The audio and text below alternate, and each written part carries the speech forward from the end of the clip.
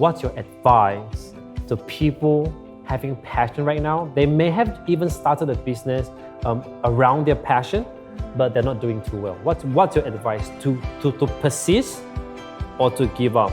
Of course, we will try to persist, right? Okay. But also, take calculated risks.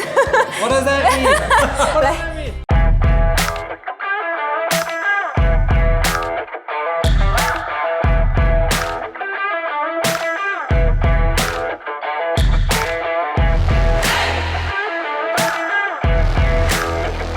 What is up, guys? My name is Charles Liew. Welcome to Biz Chat with Charles Liew, where I talk to real business people about real business stuff. But hey, why so serious? In this episode, we're going to be talking about passion and turning your passion into business. Is it a good idea? And sitting in front of me, a very special lady, Daphne Xiao. Okay, she's a mural artist. Okay, so tell us more about you. Should I say my name? Anyway, yeah, okay. That sounds funny. What am I doing now, right? Yeah. First of all, yes, there is MYTV, the art business, where you all know I paint murals. Apart from that, I also do portraits and mostly commission work. You still do portraits? I do. We still have these jobs going on. Okay. And just any illustration work, mostly with hand. Yeah. Digital sometimes, but I transfer that to the other company, which is... So now I'm also running a digital marketing company. So we do content, digital illustrations, branding, graphic design. It's called Made It Media. Yeah. And apart from that, we also review property, so home, hotels, Airbnbs. So that's part of Made It? I put it under Made It. So because it's digital media. That's fascinating. Why real estate? I always love, I think just something about spaces that I love. Okay. I don't know if it's affected by the architecture company, but I remember when I was stressed or tired, I would always scroll through homes, interior design, and that always calmed me down. Apart from that, we also travel a lot for MYTV. So I always stay in new Airbnbs, hotels, and that was where Stays and Spaces came about. Like, okay, I can share these spaces with people. I'm sure people would care to know what's nice about this place. Yeah. So is there art involved in the real estate thing that you're doing? Art, essentially, I feel is just taste to different people. So how I think art really helps in all sorts of media is because, say you film something, the composition, the color, that affects, the creative side of it affects everything. How you decorate a space is a form of creativity, a form of art. So I think art, the sensitivity to art is very useful in anything media. Art seems to be the central theme of everything you do, right? So when did you start noticing that you like art? Because sometimes we use it as an escapism without actually knowing that, hey, we like it, we love it, right? So when did you start noticing that, hey, you know what? I like art. Art is my thing. I think it was my whole life. So since I was a baby, my brother would say, I keep drawing circles everywhere. So I think it has always been something I do. And I think sometimes the thing that you tend to always do is probably something you like, Before you joined the architectural firm, what other artsy jobs have you done? Probably none. So Portraits before that, no? Or was it after? That was when I started working. Even portraits, I've always drawn portraits, but never as a business. I never sold. Yeah, I've always... Okay. I think my art it started with portraits, just for fun. Okay. Then, it wasn't a job back then. I didn't sell. Okay. Yeah. So was the architecture firm your first job? No. Okay. I did a couple of other jobs before that. Okay. So I graduated in marketing, right? So when I came out, no experience, you can't get a job, right? So I did administration at one point. Okay. And then, obviously that didn't sit too well. Then, then I was even in F&B for a little while. And then... Doing what? What kind of F&B? Oh, actually, it was a food court. And we brought in an international juice brand at that time. Okay. And then after that, you joined the architecture firm? Yes. Was it through connections or did you apply?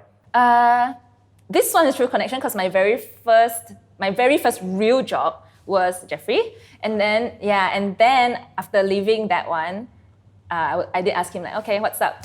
So any jobs available? was like, oh, my wife. I love it. Okay. My wife is looking for someone. Yeah. Great. Then I did apply and I did the whole interview thing, of course. Yeah. Then we clicked It's very well. hugely relevant. I mean that architecture job that you did. How many years were you there? Yeah, I was there for 3.5 years right before. 3.5 years. Yeah, right before leaving for Artsy that fee. It was such a tough decision because the environment was really great. Yeah. As you know, the bosses were super nice. Super chill. Super chill and encouraging. I Yeah. partially think that they hired me because I like creativity. So what did you do there? Okay, I was on everything apart from architecture and interior design. So from HR, admin, finance, marketing. I updated the websites. Now that you're doing your own business, right? You actually understand the ins and outs of every single thing that you used to do 3.5 years at the architecture firm. And I got to know you from there as well, right? And I still remember like you came out to interview at my place for a marketing job, right? So that was so cute. Okay. Now, when did you start doing murals? It was in 2012, if not mistaken. Wow. My very first wall was 2012. Mural, I tell you, I had to Google what the word mural means because at that time no one used the word mural. What do they call it? Wall art? I don't think it was even much of a thing, but maybe it was wall art or wall painting. I mean, Penang was quite doing it a bit already, but nothing here. So, my friend just one day said, "Daphne, paint in my room." Like, oh, you sure? Do you remember that thing that you drew? Yeah, Marilyn Monroe. Yeah. Oh, that was the one. That was the one. Yeah. That was my first mural. She just trusted me to paint in her room, and I was not confident. But that really helped. That was brilliant. Yeah. I think it's really your environment that pushes you. So that got you into mural. What got you to keep doing it? People keep asking for it. People keep saying, "Daphne, will you try to do this?" And I was always, "Yeah, sure. Yeah, sure." Okay, so we're starting to see like a progression, right? So from you learning to draw circles when you were a baby, right? And then slowly you started to make those kind of choices because sure, you work in a juice bar, you work in different places, but you ended up in an architecture firm, right? That is quite artsy. People who appreciate creative stuff, right? And then from there on, you started to draw murals and things like that. So things are starting to happen for you, right? Yeah.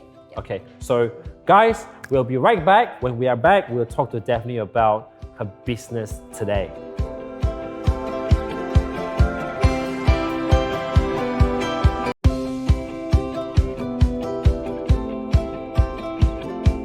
And we're back with Daphne Xiao, and we're still on Biz Chat with Charles Liew. Right now, we're going to ask you the climax, the most important question.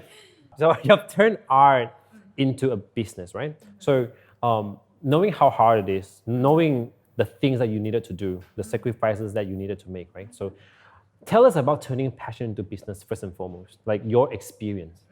Was it always something at the back of your head that you can make this into a business? Or when you were at the architecture firm, you actually felt like, yes, working in an office is what I'm supposed to do? Wow, that's a long story. Okay. No, I have never thought I would do art as a business. Sure. Never ever. Yeah. It just came. But I think it really depends on the person, like how they treat their passion. To me, passion, as long as, if I'm passionate enough to do it, probably I'm a bit better at it, right, than most people. So I do feel like being able to contribute to society with whatever you are kind of good at is blessing people with the talents. Yeah, it's quite nice. If a great singer doesn't come out and sing, then we'll lose all that potential beauty in the world. I think I do support people trying to do what they love. Sure.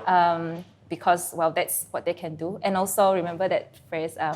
If you do something you love, you don't work for a day in your life. So wait, let me just stop you there, right? So when you say like you would support people to do what they love, I would too. But to turn that into a business. Right. Okay, yes, you're right that the business itself is so complicated, and it's very true that I don't really do much art as much as I do the business side of things anymore. But you can still contribute in a way. Okay, I think that depends on personality in the end. So I feel I don't have to be doing that particular art. Maybe I don't feel so artist that way. So I can contribute and tell you, okay, I think this would make it look better. Yeah. And I'm okay for them to express themselves. Sure. So Yeah. in that Yeah. sense, I think this art business suits me. Sure. Yeah. But you do still draw all murals Yeah. commissioned to you. Yeah. Well, I do have assistants. Yeah. But yes, I will always propose it and finish it up. Sure. So would it get to a point where you can't do all murals? Like, do you turn down murals? I just, so far, Still okay. it's still okay, and I am delaying some because I'm just a person. Yeah, But- absolutely. Because you can't yeah. scale yourself. It's hard to scale, yes. Yeah, yeah. But the assistants do help. Sure. But I do feel that at one point it will be a bit hard to take all jobs. Yeah. So I think that's the businessy side of it, right? Because like you have all these other things going on, right? And so it's the juggling of all of these things at the same time when you sit back one day and you thought, what am I doing? Am I in the business of art, or am I perfecting the art of business? I think there's something cute there. There's something cute there, right? Yeah. Yeah. Funny thing is that I feel, honestly, the other businesses come out from understanding that I can't really scale. So that's where the digital marketing side came out. At least that part I can scale and I can just contribute without fully being there. And build a team around that. And build a team around it, Yeah, and yeah. then you develop little other talents and Sure, let them sure. grow. Yeah. I think that works for me. And when that side I feel more comfortable, then maybe I can focus a bit more on art. So I don't know. It's a balance. So do you miss sometimes like the early days or the early years of Artsy Davy? Or do you enjoy the growth of it and this has always been your intention and you don't miss anything, like being able to be more artsy? There are times when I think like life was so much simpler when it's by yourself. Yes.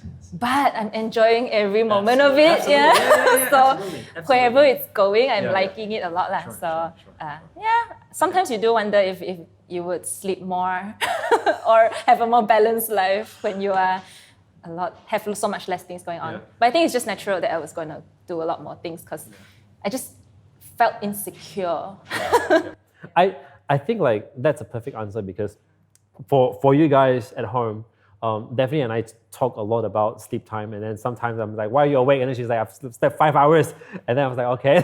Then you are doing better. I think like that's the entrepreneur side of you, right? I mean, I think like there is this. Do you agree if I say yes, you are an artsy person, but at your core you're also an entrepreneur? And I think being an entrepreneur, you are driven, to an extent that no one understands. The kind of things that you think about at 1 or 2 o'clock at night, for example.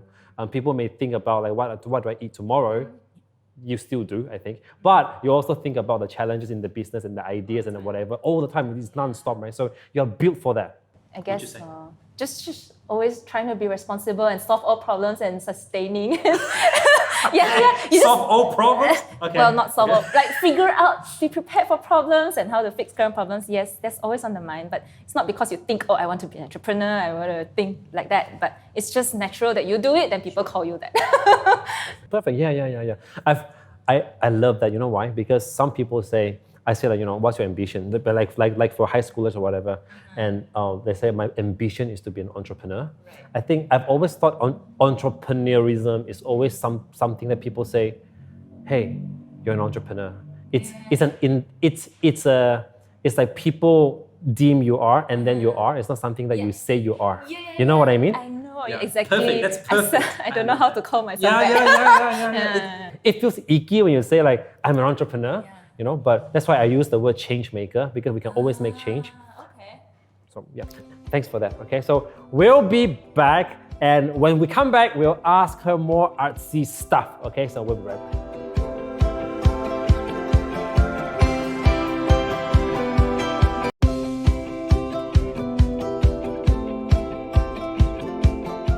And we're back, and we're still with Daphne Xiao. Okay, someone told me, a very well-known mural artist, told me that if I were to engage a mural artist to draw, then I would need to let him or her have the creative freedom so that he could actually put he or she could actually put his or her signature trademark style on the painting. If not, I was told that I might as well just get a printing company to print a banner and put it up, and it would be a more accurate depiction of what they want. Because say, for example, if they want to paint a cat, right? And so they just give the mural artist the cat, and then the mural artist will just draw the cat. So it will be a cleaner representation if a printer goes and do it, because then it's a banner. So I was told that, and it made sense to me at the time, right? So because you're a mural artist, right, as part of the things that you do, right? So what's your take on this? I think I have two answers to that. Okay, really? so I didn't know that. yes. Okay, yeah. So Okay, yeah. firstly, I think art or trademark style, to me, again, maybe I'm not artist enough, but I feel that is really subjective. And I feel like it will, as you grow as an artist or designer or whatever, your trademark will change. Sure. And if they don't want to put their style and they just feel like, I just love to draw things that as is, that's probably their style, you know. So in that sense, the art style, yeah, just do whatever you want as an art person. Got it. When it comes to banner, even that I feel is okay, because there are times I would tell a client, you know, this one, I do feel it's better if you print a banner for many reasons. One, maybe that space is way too big and they cannot afford us. Sure. Two is maybe because it is a crazy spot, like a very high ceiling, and it's probably more worth it to get a sticker and put up there. Risk the life, and you don't really need that much detail when it's that far away. And also, in the end, the banner is also a piece of art, you know. You could digitally illustrate it in your own style or whatever, and then have it on the wall. So there are different uses for banner. So you can. I think if you want to, but in this part, I do know and feel that there is a huge difference between a hand-painted piece and a printed piece. So I do tell them like, you can totally do that. But there is a difference. So if you print something by the roadside and you draw something by the roadside, the number of people who are going to stop and look at it is different if you print it and if you drew it. So there's just something about handmade things that capture people. Like, oh my God, so much work has been put into this. Got it. And no matter what, if you draw something like realistic and copy something, right? It will always be different no matter who you are. If I paint and you paint and we are pretty good at painting. Yeah, mine would just be a stick figure, so it wouldn't matter. But it's probably art too. It's probably art. So that question I feel is so, Okay, have you given us the two answers? Yes, I have. Okay, thank you so much for that. Now, let me ask you this, okay? Like, what are the challenges that you face? Like I won't say the demons, but what are the challenges? Naturally, I am a very introverted person when I was younger. So I always tell people, I would go to school, hug my books, look at the floor, and I only had one friend in primary 3. One friend. Every day I'm just waiting for that one friend to come to school. To the point my friends say, today Ichi's not coming, then I'll be really sad and sit by myself at the corner. Oh man. So that was how introverted I was. Right. So, but that all changed as the business happened, right? So sooner or later you have to look for people, talk to people, propose stuff. Initially, it was quite nerve-wracking because just when the client message you, you'll be like, ooh, should I look at this now? Should I not? I have to think about this. So, but it changed. So lately I took a test and I'm like 52% extroverted now. So I think... So you did the test, the personality test? Yes. So you have turned from I to E? Yes. But only like 52%. So that means still almost 50% I'm still an introvert. So I still need a lot of time by myself. But I'm so much more confident around people. I'll just go into a room without knowing anybody. People invite me to events and I'll just go. I don't really care who's there. So let me just shed a different light to that, right? So we are not saying introverts are bad, right? Because introverts can be confident too. Yeah. And a lot of times introverts can be very confident. And very good speakers. Yeah. Because they spend so much time thinking by themselves about how to present. So because when you say like, you know, now that you are more extroverted, you can go into a room more confident.